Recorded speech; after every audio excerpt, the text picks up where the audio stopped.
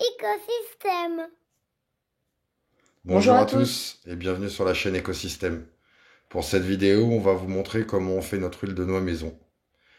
Les images que vous allez voir datent de la fin 2020. L'année 2021 n'ayant pas été une année à noix, nous préférons garder les noix qui nous restent pour le moment. Donc on n'a pas pu vous refaire cette vidéo, avec des images plus propres. Désolé. Mais dans le contexte actuel, étant donné que certains pays de l'Union européenne, notamment la Belgique, l'Espagne et le Portugal, commencent à faire des restrictions sur l'huile, en raison du conflit en Ukraine, nous avons donc décidé de sortir cette vidéo telle qu'elle, parce que l'on pense qu'elle peut être utile à pas mal de monde, en cas de pénurie. Mais il vous faudra quand même une presse. Nous avons payé la nôtre 125 €, frais de port compris. Pour commencer, il faut savoir si vos noix contiennent assez d'humidité ou pas pour les presser. Pour cela, il faudra prendre 100 g de noix, les casser et les mettre à sécher au four pendant 1h30 à 110 degrés pour que l'eau s'évapore. Il faudra ensuite repeser les noix et en fonction du poids, vous saurez s'il faut rajouter de l'eau ou les laisser sécher. On vous donne notre tableau qui pourrait vous servir si vous vous procurez une presse d'occasion. Pour notre cas, elles étaient trop sèches. Il faut 10% d'humidité dans les graines pour les presser. Nous avons donc rajouté 30 ml d'eau en tout, 15 ml dans chaque sachet de 500 g, et nous les avons laissées 48 heures pour qu'elles absorbent l'eau en les remuant 2 fois par jour. Passé ce délai, les noix sont prêtes à être pressées. Vous n'avez plus qu'à installer la presse, allumer la mèche du récipient d'alcool, mettre un verre pour recueillir l'huile, un saladier pour les résidus de noix que vous pourrez réutiliser, soit pour vous ou soit pour l'alimentation poule ou poisson. Et surtout de l'huile de coude. Alors c'est vrai que faire son huile soi-même, ça prend un petit peu de temps, mais profitons-en pour parler du noyer. Vous avez peut-être déjà entendu que rien ne pousse sous un noyer, ou encore qu'il ne faut pas s'endormir sous un noyer. C'est vrai qu'il n'a pas vraiment bonne réputation depuis le Moyen Âge. À l'époque, on pensait qu'il était le refuge des sorcières et des esprits maléfiques.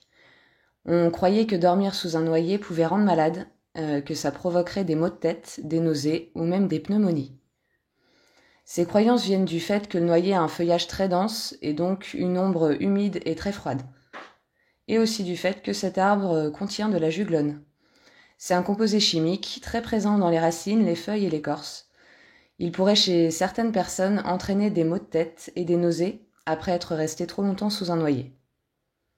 La juglone bloque également la germination et empêche la croissance de beaucoup de plantes.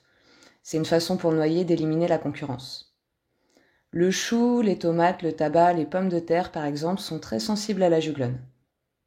Pour les plantes qui y résistent, il y a par exemple la fougère, le lierre, les mûriers ou la vigne. Donc il vaut mieux éviter d'installer son potager à proximité d'un noyer ou d'utiliser ses feuilles comme paillage. Il faudra plutôt les mettre à composter à part pendant 2 ans.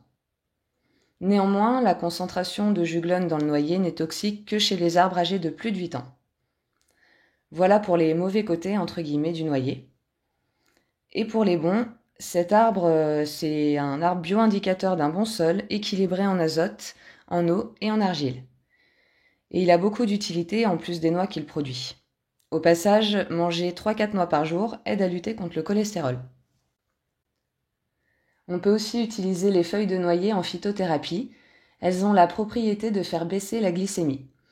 Vous pouvez faire une infusion, il faudra prendre 1,5 g à 2 g de feuilles séchées pour une tasse et ne pas excéder 5 à 8 grammes par jour, donc 3-4 tasses.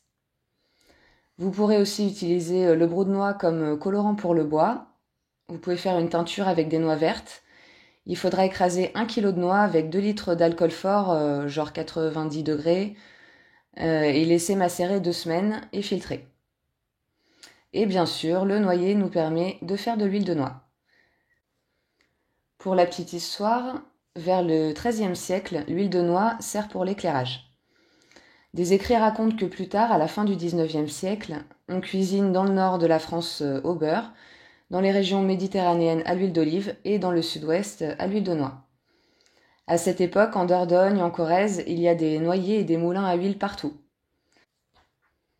Ils ont été abandonnés après la Deuxième Guerre mondiale et suite à des gelées qui ont détruit une grande partie des plantations de noyers en 1956. De nos jours, l'huile de noix est presque un produit de luxe car son prix va tout de même de 35 à 80 € le litre, variable suivant son origine et sa qualité. C'est une huile très intéressante car elle est majoritairement constituée d'oméga 3, 6 et 9 qui ont une action bénéfique sur le plan cardiovasculaire et pour les fonctions cérébrales et visuelles. Et il y a aussi de la vitamine E, du magnésium, du potassium, du phosphore, du fer, du calcium. L'huile de noix a également des propriétés laxatives, vermifuges et draineuses. Par contre, il faudra l'utiliser plutôt dans les salades que pour la cuisson, car elle ne supporte pas les hautes températures. Pour la conservation, il faudra garder votre huile à l'abri de la chaleur et de la lumière pour éviter qu'elle ne devienne rance et pour qu'elle garde tout son arôme. Donc si vous avez un noyer dans votre jardin ou si vous pouvez ramasser des noix dans un parc ou une forêt communale, pourquoi pas faire votre huile de noix. D'autant plus que les noix sont plutôt productives pour l'huile, car vous obtiendrez à peu près 1 litre d'huile pour 4 à 6 kg de noix avec la coque. Voilà, pour finir une petite piste originale à explorer, le noyer bijou. Il produit des noix qui se conservent pas très longtemps, mais qui sont très grosses. La coque était utilisée autrefois pour faire des coffrets bijoux, d'où son nom.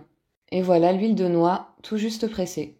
Il faudra attendre quelques jours que les petits dépôts aillent bien au fond de la bouteille.